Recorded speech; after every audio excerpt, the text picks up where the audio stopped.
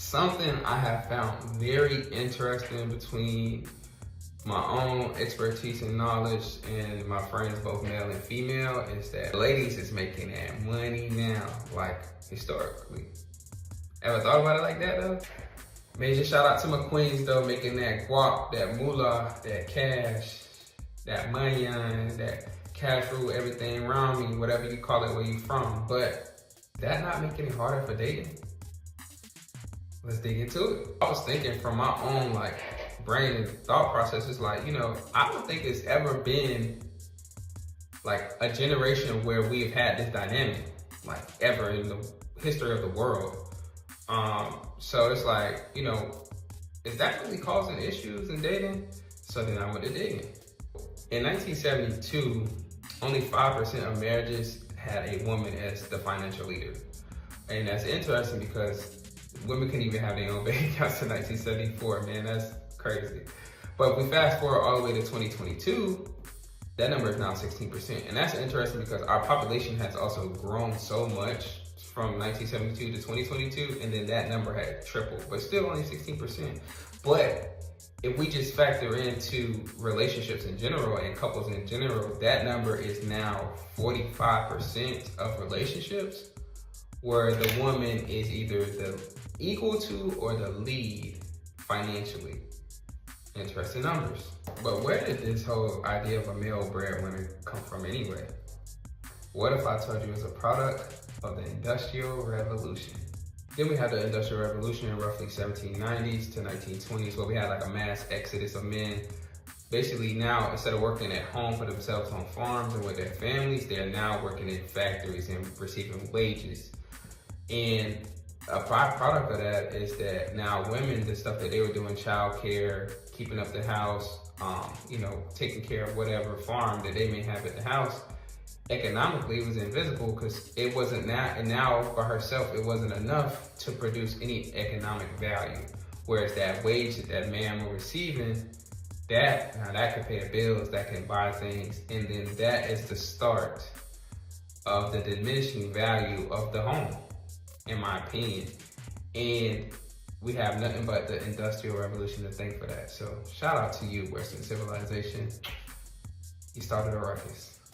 So if it was started in the Industrial Revolution with the concept of us losing value of the household and more so worried about the wage paying thing because it could get us more goods, then it was really solidified by the Great Depression, where when men were able to provide, they no longer felt like a man at all because it was so much identity into being a provider as a man socially from men and women that without it, men were having identity crisis. It was a high depression and anxiety rate in the Great Depression, as it is so rightly called. So by then, that's 100 years in, it's really ingrained by then. So that would mean after World War II, when we were having economic strides as a country, that was probably the height of the breadwinner status, because now you definitely, as a man, you could afford to take care of your entire family. And we know stories of probably 2 or 3 families with one income. So that's when the breadwinner role was super solidified. Again, this is about 80 years ago. So definitely was deep in it at this point in time. So I think it's important to also think about this around the same time. So this is like a timeline of women's rights. So from 1700 to about the 1840s, a woman could do nothing. When she was married, she literally had no identity. She couldn't own any property. She couldn't sue anybody. She couldn't sign any contracts. She was just married to somebody. The first organized equal rights movement for women was the Seneca Falls Convention in 1848. And from 1848, it took 72 years for women to be able to vote in 1920. And we also talking about white women, so think about a black woman with this too, right? All right, so then in 1963, we had the Equal Pay Act, and that prohibited people from paying women less than men, which did it really though? And then we still talking about 1963, so did it really though? And then it wasn't even that many women with jobs. Again, let alone black women. So then in 1964, we have Title VII passed, where sex discrimination is now illegal. You see what I'm saying? What I said about 1963, they was playing in our face. What also about black women? And like I was saying earlier, in 1974, we have the Equal Credit Opportunity Act, and that is where women are now allowed to have bank accounts, which is a big thing, but that's 1974. That's 52 years ago. And then even as we persist from the 1980s to the 2000s, we still have this issue where, like I said about 1963, ain't no equal pay. Like, you know, women still have a ceiling on what they can make. And that's still really relevant to today. Very marginal now, but it's still not an equal pay. So like again, I said, they was playing in our face in 1963, man. Like, it's crazy. It's crazy. So let's dive a little closer into black people while I'm saying that.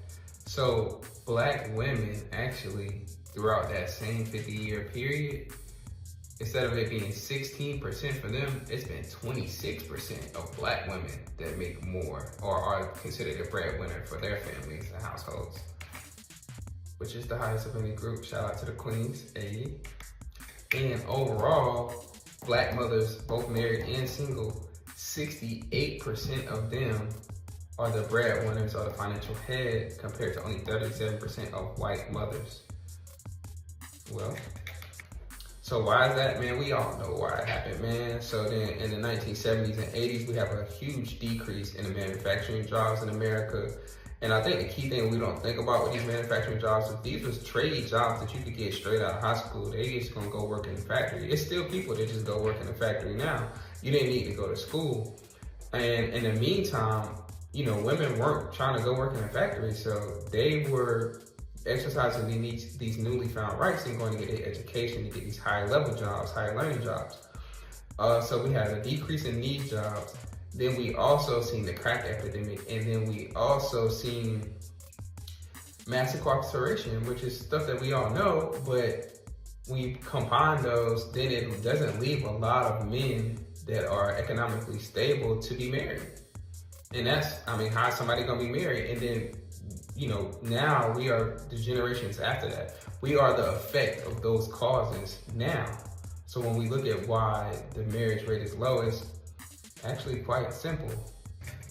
So, I mean, now we gotta think about how does all this economic stuff really affect the relationship? So I feel like, you know, this part is a little funny, but it's really sensitive, especially me, myself being a man. It's a study that shows that as a woman's income increases, a man's psychological stress increases. Like, and contrary to beliefs, people say finances is number one cause of divorce. It's not. Infidelity is number one, but number two is finances. And just some numbers on that is that women-led households are only 16% of marriages, as I said earlier. However, they are 42% of divorces. Is it a correlation? Also, there's another study that says that women that out-earn their husband are 2 to 3 times more likely to get a divorce, as well as more likely to experience infidelity with their husband. And I don't have nothing to say, man. I'm just stating the facts. I don't got nothing to say. So I know I just been talking about a whole bunch of doom and gloom, but what has the research said for solutions? So they have shown something called an egalitarian marriage, where both partners contribute to the economics or income of the family, as well as the caregiving aspect of the family. And that demographic has been on the rise since the 1970s.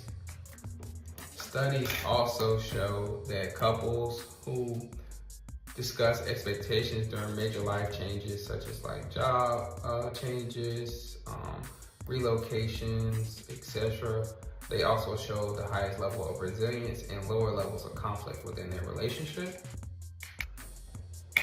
So after all that information, what is my take on it? Well, it was interesting learning that the breadwinner role is not like a super historic thing, unless you want to go into like kings and all that other stuff. But, you know, in America at least, it's not super historic.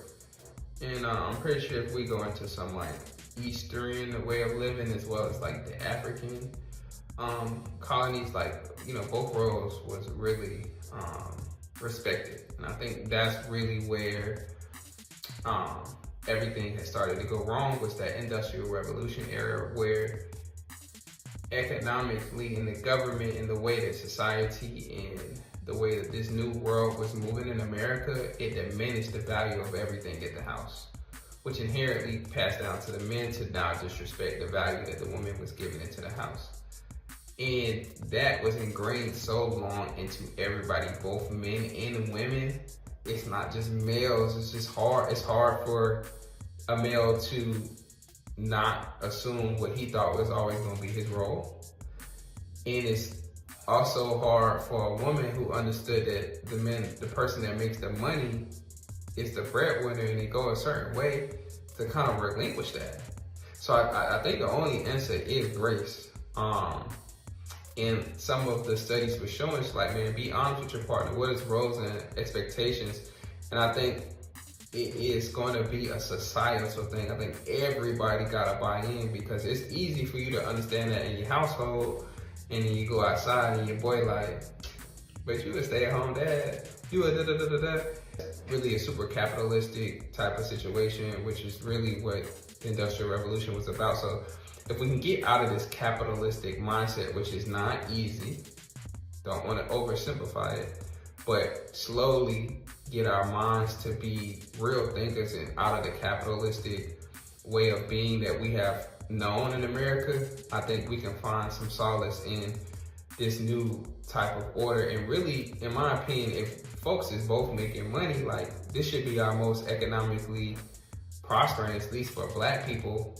This would be our most economically prospering situation ever.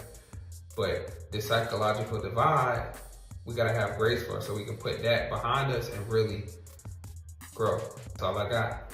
Man, if you really like this one, man, let me know. If you want, I got another document for this one as well. I'm always have some level of documentation that I pull information from, notes from, that I put together. I can always send you that if you want the data, the research behind it all. If you want that, just type ASAP in the comments. Please like, share, subscribe, all the things. Let me know what you like. Let me know what you want me to talk about next, man. Like, I got a bunch of topics that I think about myself, but if you say something interesting, I'll quickly make a video about it, really. So just let me know. Peace.